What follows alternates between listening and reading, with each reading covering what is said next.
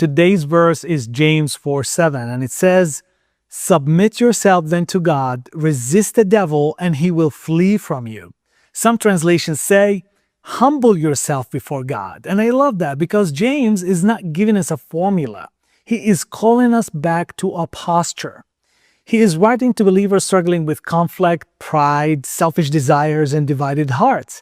They believed in God, but something inside was still fighting for control. And that is honest, isn't it? Often the battle is not that we do not believe in God. The battle is that we want God to bless what we have not surrendered. We want peace, but we hold onto pride.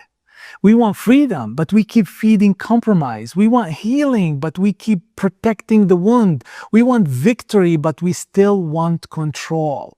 But you cannot resist the devil while wrestling with God. So James says, submit to God. Come back under his lordship. Bring your heart back into alignment with him. Stop wrestling with the one trying to heal you.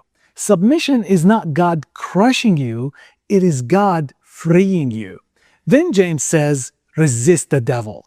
Because once your heart is surrendered to God, you can finally stand against what has been pulling you away.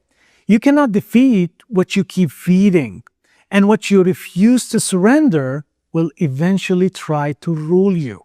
So maybe the question today is not only, what do I need to resist? The deeper question, what do I need to surrender today? Because the enemy loses ground when God takes his rightful place in your life. So humble yourself before God. Submit your heart again. Resist what has been pulling you away and trust this promise today.